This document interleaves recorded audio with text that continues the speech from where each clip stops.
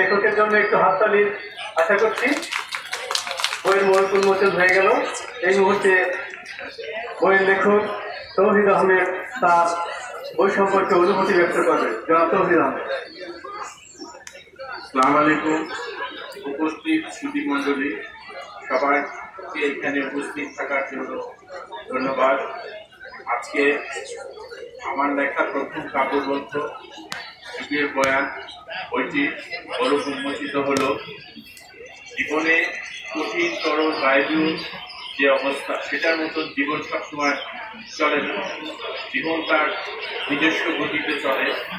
জীবনের যে অনুভূতি, আবেগ, প্রকৃতি, সমাজ, ঋতু, সমস্ত কিছুই আমার কবিতার মধ্যে এসেছে। আর এই বইটি মেঘদূত প্রকাশন থেকে প্রকাশিত হয়েছে। আমার এই বইটিতে প্রকৃতি, জীবন এবং জীবনের নানা কথা কবিতার মধ্যে দিয়ে উঠে এসেছে।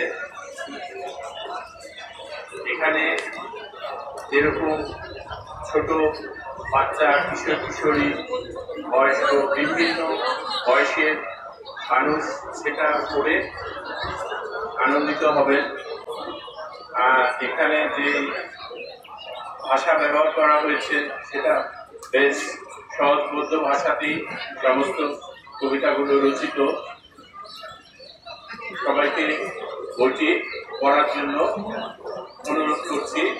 আপনারা বইটি দেখবেন, পড়বেন, আর আপনাদের সবারই মতামত সেটা আমরা আশা করি এটা দেখবেন, যা আমাদেরকে ভবিষ্যতে আরো বই লিখতে অনুপ্রাণিত করবে। এবং আপনাদের সবারই দোয়া চাই যাতে ভবিষ্যতে আরো সুন্দর সুন্দর লিখতে পারি এবং সেই বইগুলো আপনাদের পড়ার জন্য প্রকাশিত করতে পারি। ধন্যবাদ। ধন্যবাদ। আজকে যুগের বয়ান। আজকের এই সুন্দর বিকালে আমাদের সাথে একসাথে এক হয়ে থাকার জন্য আমরা আজকে এসেছি তৌহিদ আহমেদ জয়ের যুগের বয়ান এই বইটির মোড়ক উন্মোচন অনুষ্ঠানে। তৌহিদ আহমেদ জয়ের এই বইটা প্রথম তার প্রকাশিত কাব্যগ্রন্থ বা কবিতার বই। আমি যদি একটু প্রচ্ছদটা আপনাদের দেখাই, এখানে এই প্রচ্ছদটা দেখলেই কিন্তু কবি সম্পর্কে আপনাদের মোটামুটি ধারণা হয়ে যাবে। ভীষণভাবে প্রকৃতি প্রেমী একজন কবি, প্রচ্ছদটা উনারই করা। আর একটা জিনিস, আমি ব্যক্তিগতভাবে ওনাকে চিনি। উনি অসম্ভব একটা ভালো মানুষ, সাদা মনের মানুষ। উনি জাহাঙ্গীরনগর বিশ্ববিদ্যালয় থেকে নৃবিজ্ঞানে স্নাতকোত্তর করেছে এবং প্রচুর লেখালেখি করে। আমি উনার অনেক কবিতা দেখেছি, পড়েছি। আমাকে কবিও অনেক সময় আবৃত্তি করে শুনিয়েছে। তা আমি তখন বলতাম যে তুমি কেন এটা সংরক্ষণ করো না, একটা কবিতার বই কেন বের করো না। তো আমি কবিকে অসংখ্য ধন্যবাদ জানাচ্ছি যে উনি কথা রেখেছে, আপনাদের জন্য এই কবিতার বইটা এনেছে এই বই মেলায়। আমি আশা করব, সবাইকে আহ্বান জানাবো যে আপনারা এই কবিতার বইটা পড়বেন, আপনারা মূল্যায়ন করবেন কবিকে, যেহেতু এটা তার প্রথম বই। আর তার জন্য আমি ভীষণভাবে শুভকামনা জানাচ্ছি কবিকে এবং আমি কবির উত্তরোত্তর সাফল্য কামনা করছি। ধন্যবাদ। আচ্ছা, তুমি কইবা? আচ্ছা, এই বই যুগের বয়ান, এই বই থেকে একটি কবিতা আবৃত্তি করবেন ফাতেমা বানু, বিশিষ্ট বাচিক শিল্পী। আমি কবির লেখা একটি কবিতা পড়ে শোনাচ্ছি। কবিতার নাম মা আর স্মৃতি। অনেক স্মৃতি আছে ভোরের রাতের মাঝে, অনেক স্মৃতি আছে হেলতে বুকে মাঝে, অনেক স্মৃতি আছে গল্প বলার মাঝে, অনেক স্মৃতি আছে কুয়াশা ডাকা হয়ে, অনেক স্মৃতি আছে ইতিহাস ঘুরিতে, অনেক স্মৃতি আছে সব আমের সাজে, সাজের নাস্তা আচার বানানো, সবের মাঝে স্মৃতি, পোলাও মাংস কোরমা কাবাব সব খাইতে। মায়ের বানানো গরম লুচি তার তুলনা নাই।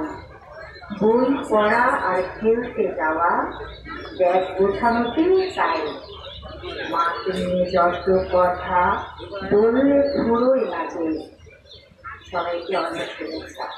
অনুষ্ঠানের এ পর্যায়ে আজকের অনুষ্ঠানের প্রধান অতিথি এবং শেষ বক্তা অতিরিক্ত প্রধান প্রকৌশলী গণপূর্ত অধিদপ্তর অবসরপ্রাপ্ত ফৌজি বিন ফরিদ। আমি মহোদয়কে সংক্ষিপ্তভাবে বলার জন্য অনুরোধ করছি। স্বাগতম। আজকে বাংলা একাডেমি কর্তৃপক্ষ এবং উপস্থিত সুদীজন, আপনারা এই কবিতার বই প্রকাশনায় আপনারা উপস্থিত হতে আপনাদের অনেক অনেক ধন্যবাদ। বাংলা একাডেমিকেও ধন্যবাদ জানাচ্ছি যে তৌহিদ আমাদের প্রথম বই যুগের বয়ান প্রকাশ করা হচ্ছে এখান থেকে। আর আজকের এই কবিতার বই প্রকাশনা উপলক্ষে আমি ছোট্ট কয়েক লাইনের কবিতা পড়ে আমি শেষ করি। এই বই শুধু কবিতার গঠন নয়, এ এক নতুন ভাবনার সূর্যোদয়। যুগের ভাষা, সময়ের সুর, জয়ের কলমে উঠেছে প্রতিধ্বনিপুর। প্রকাশিত হলো আজ তার প্রথম বই, সবাই মিলে গাই আনন্দের ঠাই। শব্দের উৎসব, ছন্দের গান, স্বাগতম বন্ধু যুগের বয়। ধন্যবাদ। ধন্যবাদ সভাপতি মহোদয় আপনাকে, এই সাথে আপনাদের সকলকে ধন্যবাদ।